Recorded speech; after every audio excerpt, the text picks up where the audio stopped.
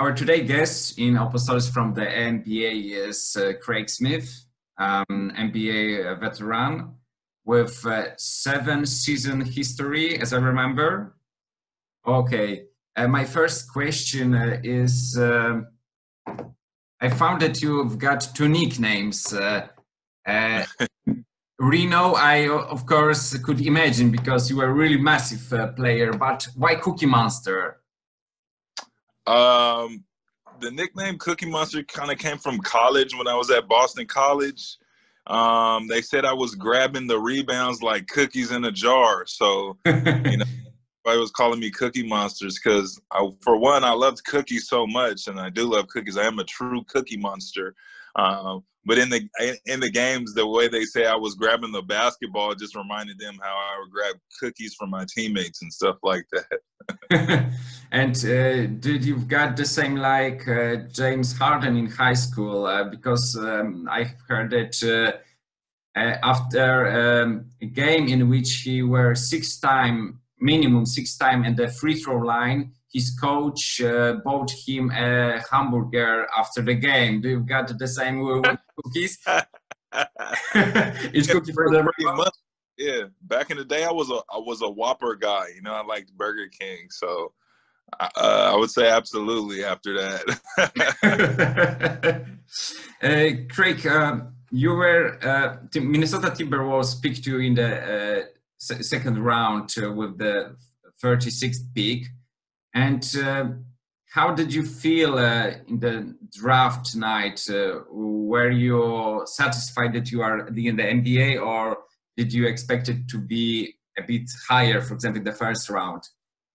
Well, I was coming off of an injury to my wrist that I hurt myself in the NCAA tournament.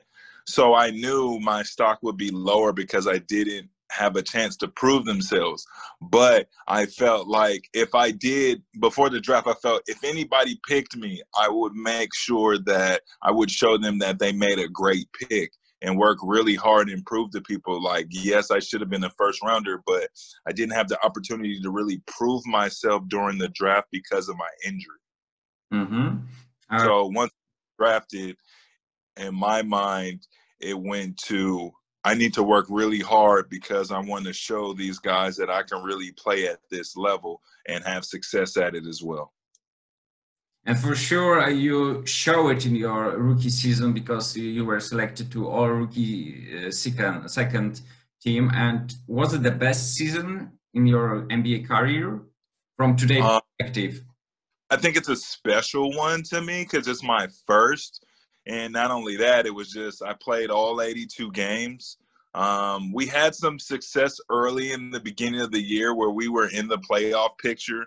Some things happened. Some coaches got fired, and it was really a tough situation at the end as we didn't end up making the playoffs.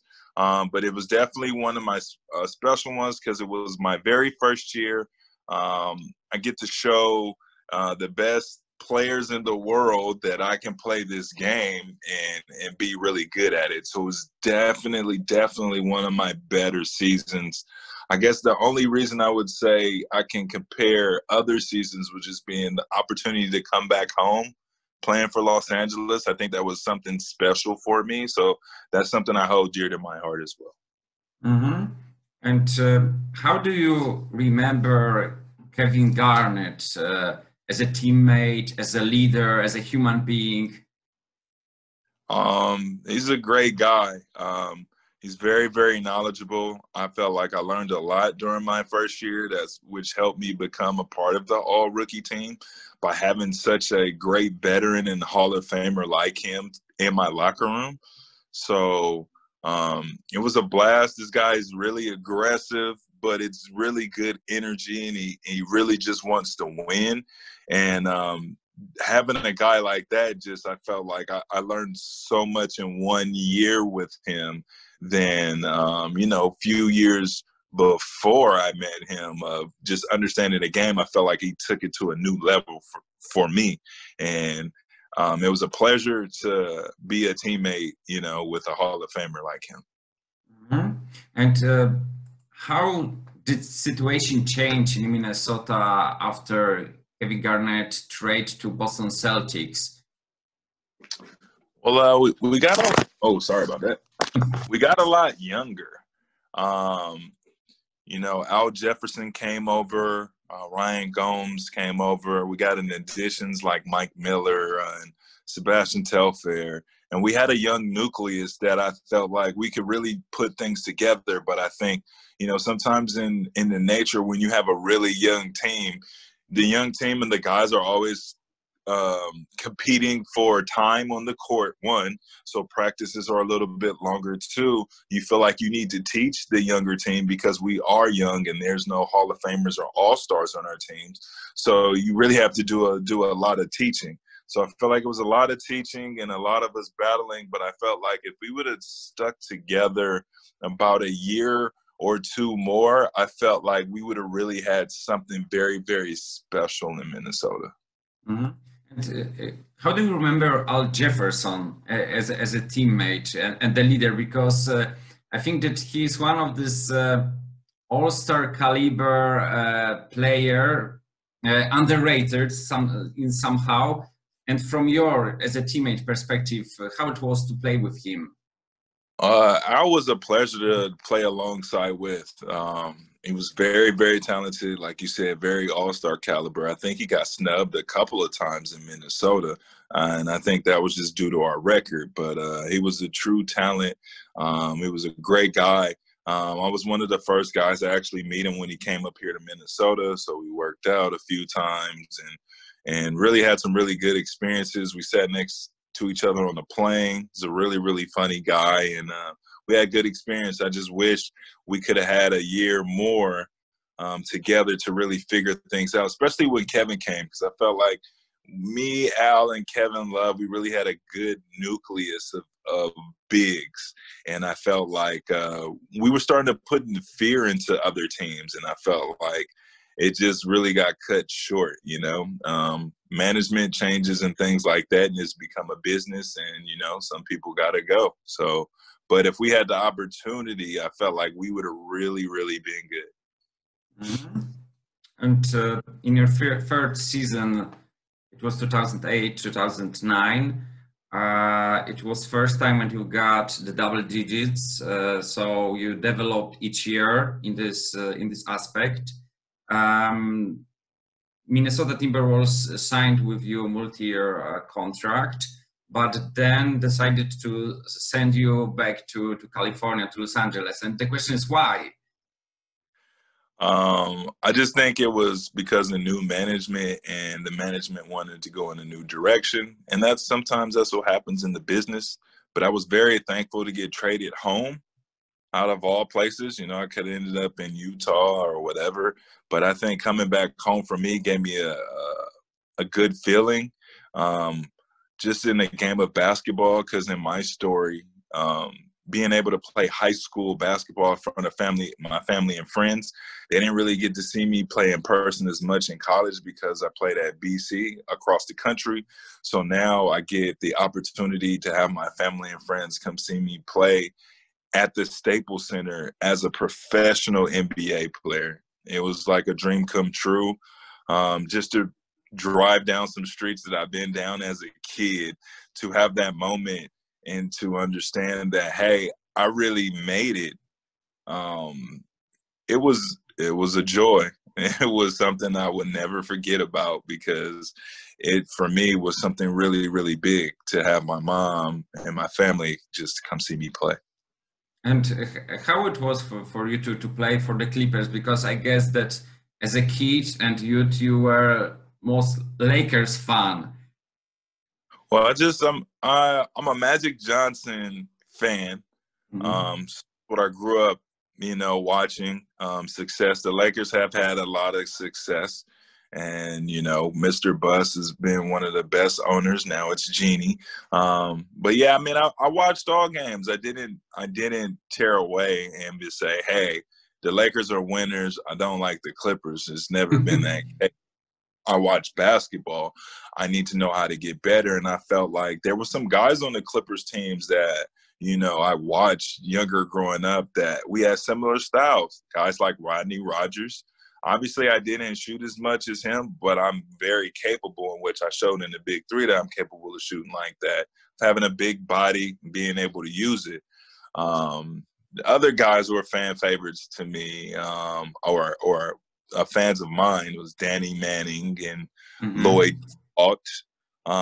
Had some really, really good guys on the Clippers team. Sometimes in some years they weren't able to put it together. But, I mean, I watched both teams. I watched everything.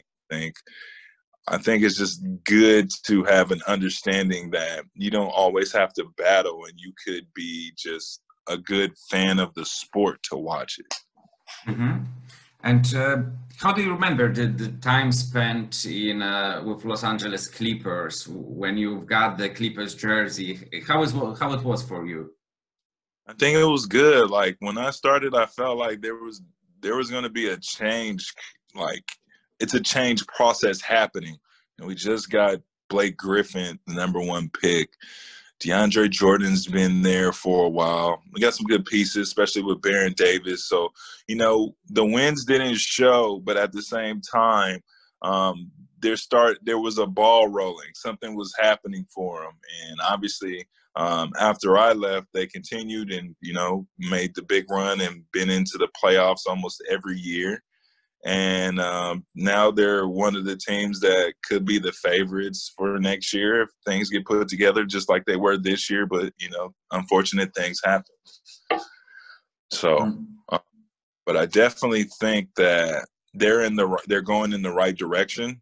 It's been some tough seasons, for, Clippers and the fans. But at the same time, I feel like, especially since I think 2012, each year has gotten pretty much better and better, but it's just unfortunate. And I hope one day they get to the conference finals and the finals. Like, I want to see it, and it just sucks when you see people who are from your city just trash the team who's from here too. But it's just, it's funny, and it's all good for sport, And did you got some dunk contests during practice with Blake Griffin and DeAndre Jordan and the other player? I mean, there's been a couple of times where we've all dunked on each other, to be honest, But I felt like I got him first, and I'll always be happy for that. But, like, after that, he knew in his mind, like, I got to watch out for this guy, because I think it was like a transition thing. It was like a 3-on-2, 2-on-1. I got the ball, but I slowed down because, he's trailing me. So he's coming full speed and, just take off. Like, But, yeah, it was, we were trying to dunk on each other every chance we've gotten, but those guys are really, really young and super bouncy at that time. So, but it was all good. They were good practices. Really tried to make the guys better, because I felt like which started in Minnesota, I've always had a Hall of Famer or All-Star forward. And so I think for me was, in practice, I need to make sure I challenge him and make him better, for the guys that's always going to be coming after him during the games. And I feel like with KG, Kevin Love, Blake Griffin, LaMarcus Aldridge, I all really truly tried to do my best to really help them become the best they can for us on the court. So it was a pleasure, and it was very good practices.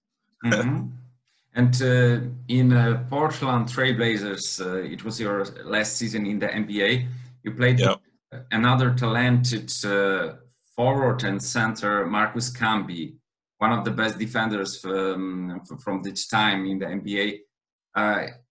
How do you remember cooperation with him, and what did you learn from him? Oh, man, I kind of learned a lot, as far as, like, for rebounding, for example. How can I follow it and make sure I become the winner of the ball? And certain things he would tell me just by tapping it to myself, if I can't really grab it, those are certain little small things. And I mean, he was with me with the Clippers for a little bit as well. And, we always have an inside joke going, because he's from, he went to UMass and I went to Boston College. So there's always that little rivalry there. And, we always talk about how we the Massachusetts guys, like Massachusetts guys in the league. So he was a great vet. Like I said, he taught me a lot, especially within small details of the game. And I'm very appreciative to have a guy like that. Like I've had a really good career and blessed to have that opportunity, to play in the NBA and to play alongside these big time pros that, I used to watch as a kid. To be standing alongside them, it was really, really cool. Is he still near the basketball? Because I guess with his defensive and blocking experience, it will be really nice if he could sharing this knowledge to the younger. Yeah. So his nephew actually, or I think his nephew or his younger cousin goes to Boston College now.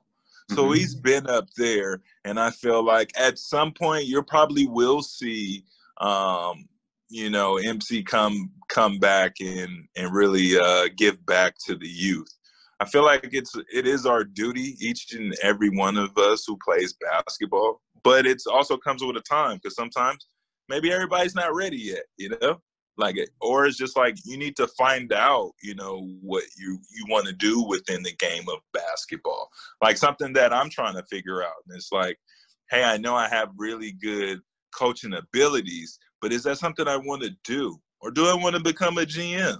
It just really depends on that part. And you got to fill it out too. You got to kind of shadow people, just like in the business world, So that's what I say is different. Finding that second passion and love, after, even though I know I'm still playing now, but it's just like, 40's coming at some point and the ball is really going to stop bouncing. What do I really want to make sure that I solidify myself in some type of role that I would be happy in as if I was playing? Even after NBA, you played in several leagues, like in Israel, Hong Kong, G League, now Big Three. Did you try to come back to NBA after your last season with Portland Trail Blazers? So, yeah, I really felt like I didn't know why I wasn't being picked up by teams, and then I had to kind of get pushed out. And then that year later, after I came back from the Bulls in China, I had a little bit of an injury, and that's why I went to the G League for 1 month. And in the G League, I felt like the team, Sioux Falls, was in 9th place, trying to get into the playoffs. That month when I came, we finished in 4th place, and we got to the conference finals. So I thought I was doing something there, but in their minds, they wanted to see a little bit more of me, in which I wanted to believe. So I needed to come back that next season and play the beginning of it, and I felt I would have got back into the league then. But since I didn't, and there, just going around and traveling, I've had my spurts of, talking to scouts and stuff like that. I remember I had 39 in Israel one game, and the Pelicans scout came up and said, we are taking a look into you and stuff like that, which I'm appreciative, but it's just like, I'd rather see it happen, and it's just like, I know my game and I know I can still play at a top level, especially in the NBA. And, I think it's more mental for me too. And I've, by getting older, I felt like I've gotten better, Like LeBron James. Exactly in that sense. So it's just like, you just try to peek and see when you can come out and if there's another opportunity, but if not, can't really complain. When I check 2019 Big Three season, of course, the person who dominated the league was ISO Joe, and Joe Johnson with his body shape, with this age, and he played like not his age, which you've got. Yeah. And but when I check all your stats, you were 15 points in scoring, 14 blocks, So it was really good season. You were the best scorer in the enemies team. How do you remember this this adventure with this big? Well, it was a bit crazy. I was a little bit nervous. I haven't played professionally in a game since probably like 2015. So for me, it was just, a little bit of nervous, didn't know what to expect. But I knew I was working and I had worked a lot, like especially on my jump shot and different things like that. So when the first game came, and it just came so easy, for me knocking down threes and stuff like that, I just really I just wanted people to see my game and to see that I'm playing at an elite level. And it was really fun kind of competing with Joe for the first like 5 weeks of like, hey, I'm averaging 20 points too, You're not the only guy in this league averaging 20. I'm averaging 20. And then obviously in the last 3 games, I didn't score as much as 20 points, but I still had some good outings. And for my first time being in the league, I think it was a good experience. It kind of felt similar to being in the NBA, just being back under the lights. But I want to win, and I want to get MVP too, And I still have a drive in me. So, seeing that Joe won, I'm very happy for him, but he got to know somebody's going to want to come after him, and somebody's going to want to challenge him on those things. And for me, I was already close this point, and I felt like I still want to show people that I could play at ISO Joe's level, and I just want to continue to show that. Mm-hmm. How does look the season in the Big Three League? Of course, you are playing on Sundays, as I remember, but in the week, do you've got some practice each day that you are traveling with the team? Is it similar to the NBA, or it's much more different? It's a little bit more different because everybody may not be in your same state.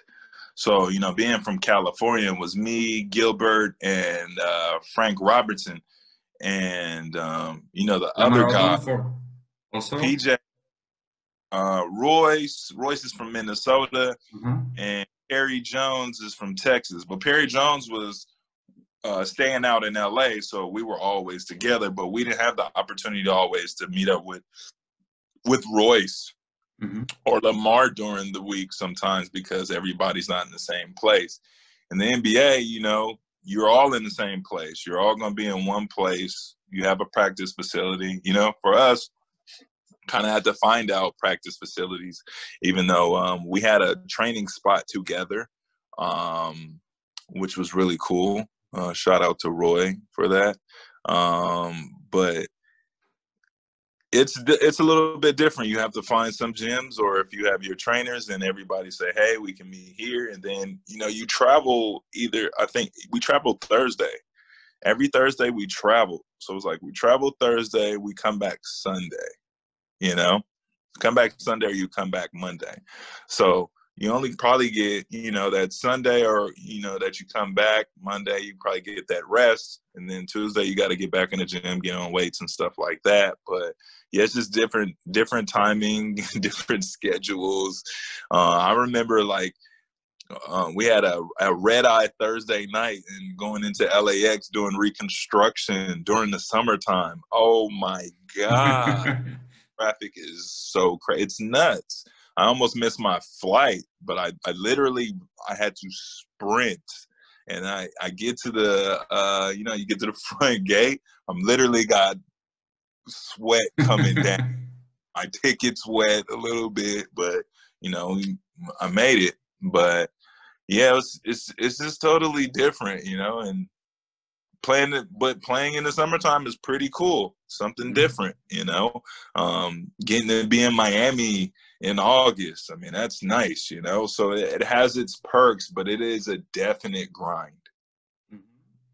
Or when you look at your time in the NBA, you play for different coaches, and who was the best for you? Which coach and why? Oh man, I think they were all good, but they were all different. Dwayne Casey, he's a great coach. He put me in great situations. in the beginning, he came up to me right before the season started. He had a little joke. That's why I feel like he had this joking metaphor. So it would be like, yeah, Craig, I think we're going to have to go ahead and send you down to the G League. And I'm like, what? You know, it's my first year. So I'm like, wow, you guys are sending me down there? And he's like, no, I'm just messing with you, man. You're doing a really good job. Just want to let you know you're doing great. You're putting in great work. Just keep working, all right? And I'm like, whoo, you know? I'm not rookie. So that, right? He got me on that, you know. Mike Dunleavy is an old veteran coach, but he kept it real with me, and I appreciated that. Also, I had two other coaches, Vinny Del Negro and Nate McMillan. I think Nate was a defensive-minded coach, but I felt like he was real and he was cool. Vinny also kept it real with me as well, and always was honest, and we had a lot of good conversations. So I had some pretty good, solid experiences with my coaches. And yeah, I mean, I've had. I can't forget Randy Whitman too. So I feel like I've had 7 coaches in the 6 years that I played. So I definitely had different influences for sure. Because it was just unfortunate, but sometimes during the middle of the season, like the coach got fired. Uh-huh. Like, you know, dealing with adjustments and stuff. So I think during my time, I felt like I wish I would have been in a situation with a coach whose position was already good, you know, maybe like a Popovich or something like that had stability, you know, and so. Mm-hmm. And when you look again, question with some to summary, who was the toughest player you play against and the team? Man, the toughest players that I play. I mean, we had to go through Kobe's teams when he won those back-to-back championships. So I think that was tough. Always going through Tim Duncan and the Spurs. That's tough. KG when he went to Boston and we had to play him in London for the first time, like just getting that. So those are some big teams. One of the strongest guys to me, Antonio McDyess. Antonio McDyess was like, he was just an ox. He was so strong, you know, but you couldn't tell by his build because his build was just, you know, slim and cut. You didn't really think he was like that strong, but he was strong as an ox. Mm-hmm. Great. It was my last question from the list. Okay. It's really nice to talk with you about your career and also about the players you play with. A lot of Hall of Famers and All-Stars. I guess that also those stories from the Big Three are really interesting because, of course, due to coronavirus, we haven't got the Big Three league in this season. And do you think at this moment also you are still in the enemy team or you are free agents? I'm a free agent. I'm a free agent until somebody tries to, you know, say they want to sign me, I believe. Or I don't know how it works. Since I've been on the enemies, I guess they have my rights. Mm-hmm. But you know, you just never know. So we're just gonna wait and see, and hopefully the league comes back sooner than later. I hope that there's an opportunity for us to come back earlier than just trying to go back and do it in the summertime. So hopefully. Mm-hmm. So thank you very much for the opportunity to talk to OPOstories from the NBA. Have a nice afternoon because you are in California. And thanks you again. Goodbye. I appreciate it. Thank you so much. Also, thank you very much for the interview and stuff. Goodbye. You're welcome.